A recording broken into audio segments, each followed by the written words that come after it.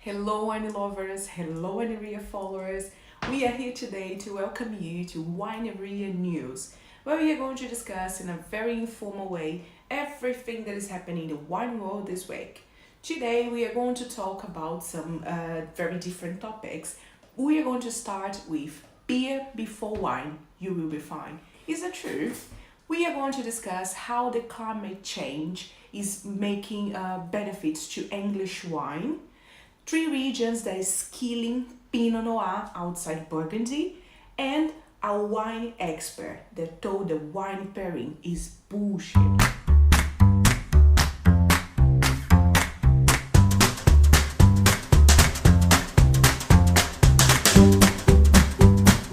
Beer before wine, you will be fine. Is that true or not true? So, despite the old wisdom tells that if you drink before you drink wine, you have no hangover. Some group of researchers they made a scientific experiment. So what they did is they got 90 volunteers. They separated in three groups. One drink beer before wine, another one wine before beer, and a third group just beer, just wine. After the volunteers drank 0.11% of alcohol in the blood, what they do is in the next day they scored the severity of the hangover. And the researchers did the experiment again for the second time, moving the volunteers into different groups. What do you think the results are? If you thought they were going to escape of the hangover, unfortunately the results is not super good. So both of groups they had the same kind of hangover, the same severity. So despite of the fact they drank beer before the wine and wine before beer, but all the groups had the same consequences the next day. So what the researchers said is moderation when you're drinking. So if you're drinking wine, drink your wine slowly. If you're drinking beer, drink your beer just to enjoy it. So please drink in moderation. Climate change makes English vineyards perfect for English wines. Unbelievable, but the damp and cool climate of England never was suitable for producing sparkling wines. But because of the climate changing, is becoming a great rival to champagne. So most of the sparkling are starting to get a lot of international competitions, making them making champagne be very worried about what is going to happen.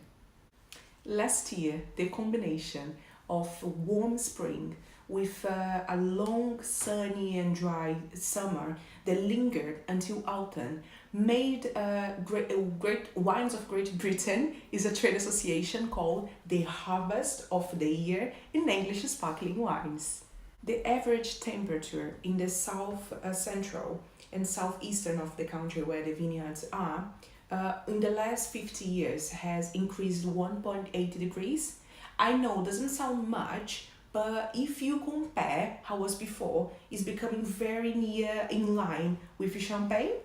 So it makes like more and more suitable for doing sparkling in a very high standard.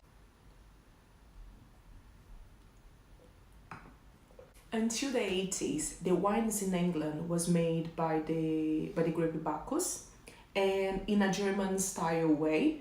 But in 84, Denbigh's wine estate was evaluated by a geologist, friend of the family, and they saw the potential of chalk soil, where not quite the same as is made in Champagne. So seeing this potential, they started to think, maybe here we can try to do some sparkling wines as well.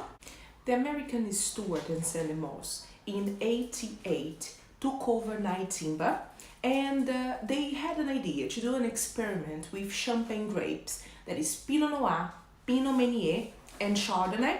And then what they did is, okay, let's try these grapes here. And it worked. So in 93, the first cuvée from Night Timber was launched, and in 98 they won an international prize of the best sparkling wine. England is not the only place in Europe where the climate changing is making some impact on the wines. In some parts of France, they're struggling because the hot summers they never faced before is making the wines have a very high alcohol, between like 15-60%. And some places that you never imagined they are going to start doing wines, like Poland, Belgium, Denmark, is starting their first vineyards. Crazy, isn't it? Climate change is changing everything. Winemakers are doing something unthinkable 20 years ago. That is, start experimenting grapes that need warmer places. So what they are doing is they are starting here to experiment with grapes from Spain. The English wine industry has grown from 360 vineyards in 2006 to more than 500 vineyards nowadays.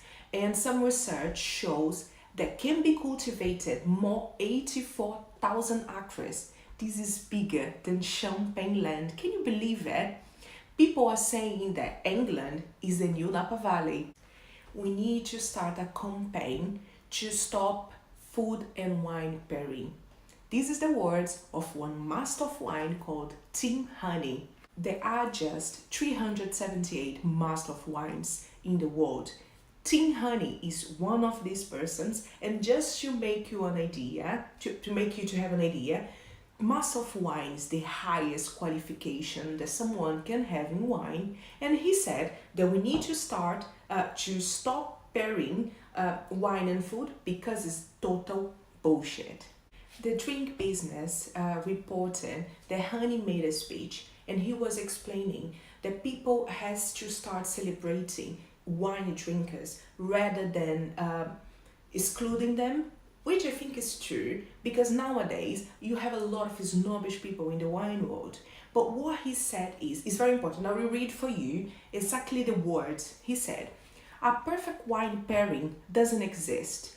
We are doing a lot of damage the way we are matching wine and categorizing it. A lot of people enjoy being arrogant about wine and consider entry-level wines as being unsophisticated. We need to celebrate the diversity of consumers, not making them feel stupid. You can serve Sauvignon Blanc with steak. Why not? So, in his mind is, if you don't like red, for example, you can do a pairing with other wine that you like, that you prefer. Of course, we have a lot of studies making comparison with acidity and then acidity in food. You make or association or by complementing, or a lot of studies actually. But what he's thinking is, let's stop pretending that we are very snobbish, that we understand much more than other people. Let's make wine for everyone. According to Honey, never in the story of France, pairing between wine and food was something that people made up. And what he's telling is, he saw in his experience, he saw a lot of time, people went to wine shops and not choosing a wine because it was not the right one for the food they are having the night. So they keep staying away from what they want to drink because they want to pair with food. As an answer to that, another wine expert called Bartholomew Broadbent made a comment, an answer to Tim Honey. I will read it for you. I know what my friend Tim Honey is trying to say, and to some extent, I agree. However, I think he missed the point of wine and food pairing. Any wine can be paired with any food perfectly enjoyably. However, a great food and wine pairing is one which improves the experience of both the food and the wine. Indeed, creating a new gustatory experience which isn't accomplished with either one on its own. Mature vintage port and Stilton cheese is a perfect example. Or, as Julia Child once told me right before we were about to conduct a Madeira tasting together, bananas, we must have bananas. The greatest food and wine pairing in the world is Madeira with bananas.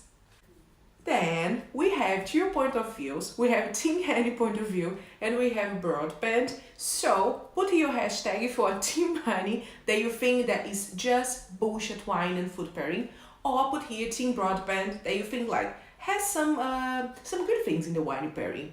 You just like need to leave the snobbish part out of the game.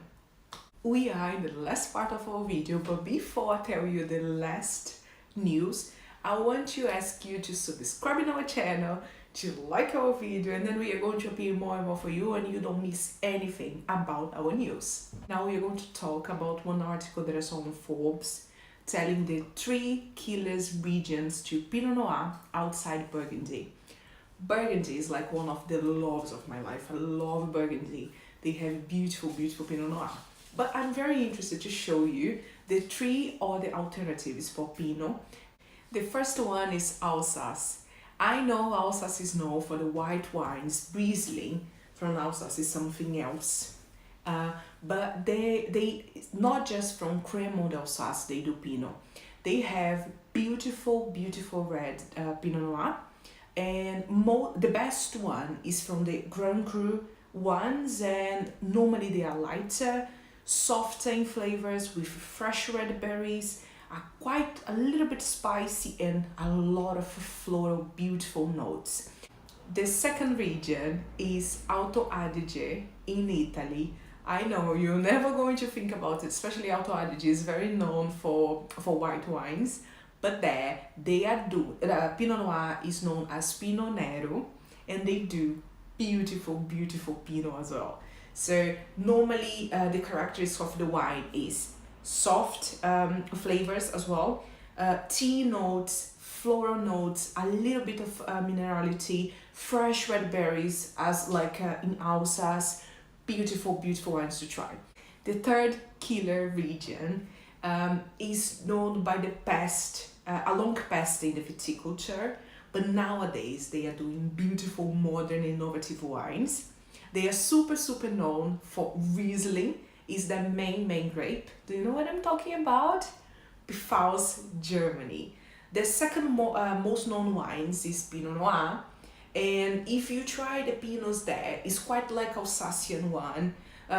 Quite some levels of acidity, flavors, but with more structure. If you haven't tried it yet, do it.